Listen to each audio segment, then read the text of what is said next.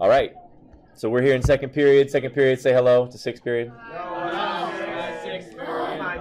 We're making these videos for you, and so it's going to be split up into 3 different chunks. After each video, remember, go complete the problems that correspond with this topic, okay? So after this first page of notes, you're going to complete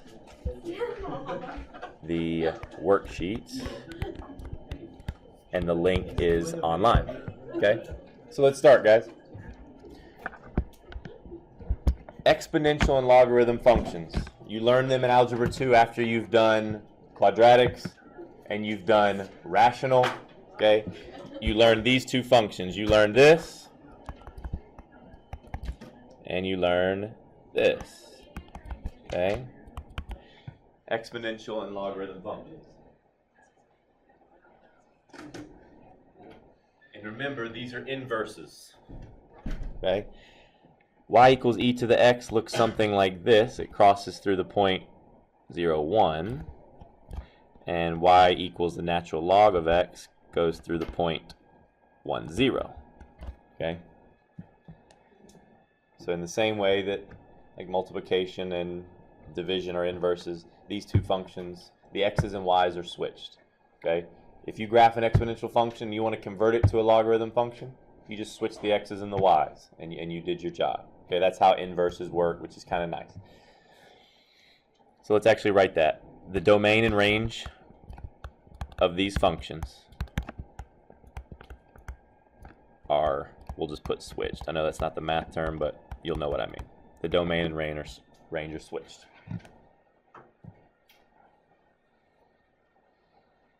And so the base level, before we can solve problems with these, we have to be able to go back and forth, because you can take an exponential graph and switch it up and make it logarithm. You can take a logarithm and switch it up. I think you'll remember this pretty quickly once we see an example. So exponential equation would be something like 3 squared equals 9. Or another exponential might be e to the x equals y. So there are 2 different exponential functions. How do you know they're exponential? Because they have an exponent. That's the obvious way. We need to convert these to logarithms, okay? So here's what we're going to do. I'll write it under this in red, okay? When you have an exponential function, let's actually do it with letters, because let's do it in this box so that you'll have the formula that you can just go back to this every single time. If we have an exponent that has maybe a base b to the x power equals y, then the way you convert that to a logarithm is you would have a log where the base would then go down here, the y value would go here, and then the exponent would be your answer. Okay, I'm actually going to just leave those like that. You remember kind of converting back and forth? Yeah. Okay, so as long as you follow this model, then you'll be okay. A couple other things that we need to know is that if you have a logarithm, if you have a natural log is the same thing as a log with a base of e. That's kind of what a natural log is. And you can actually even envision, I'll do it with a different color, but you can even envision that there's an e here, kind of as a base. But natural log has a base of e. So if I had 3 squared equals 9, how would I rewrite that in log form? Just kind of do a little switch. Log 3, 9 is 2. Log with, you would say log base 3 of 9 equals 2. Okay. And a student last year said her teacher taught her this in high school before she transferred, and I just like it. It kind of follows like a circle, right? 3 to the second power equals 9. It's kind of how you can make sure you wrote it in the right notation.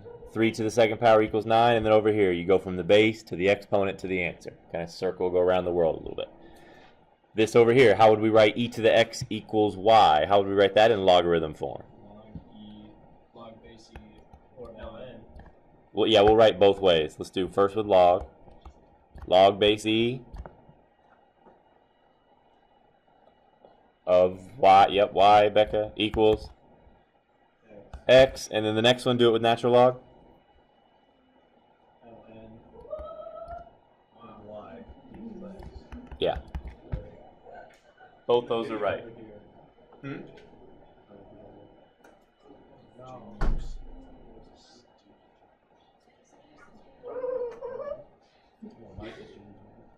So here's what we need to know.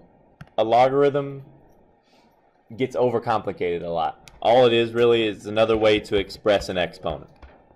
Okay?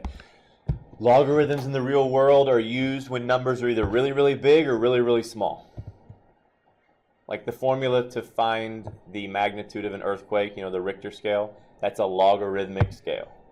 What other formulas? I'm just trying to think of problems I've done. Decibel level for sound, it's on a logarithmic scale because those numbers can get really big or they can get really small. That's when logarithms are used. They're kind of like exponents.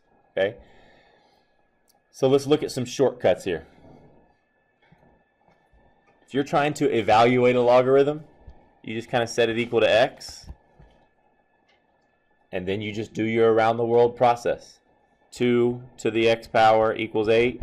So 2 to the what power equals 8? X equals what? X equals 3. 2 times 2 times 2. Okay? I'll let you do I'm just going to do the left column, and then we'll finish this right now, kind of with a partner. Number 4, ln of e. What did we write at the top of our page about natural log and exponential? What are they? Natural log and exponential functions are not the same thing. They are inverses, right? They're inverses.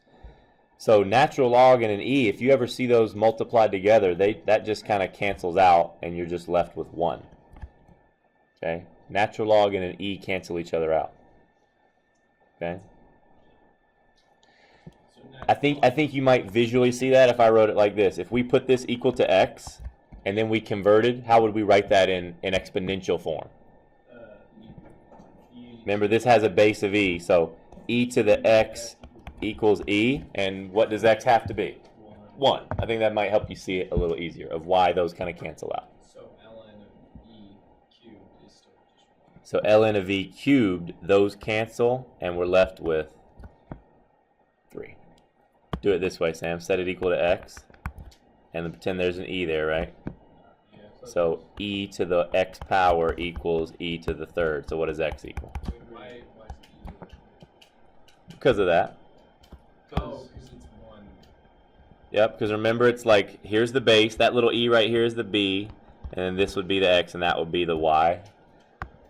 So when we rewrite it, we say from the base to this power equals that. So it's e to the x equals e to the third. But I think the easier way is just if you guys recognize whenever you see a natural log smushed up against an exponential function, they kind of cancel each other out. Okay, so let's look at 7.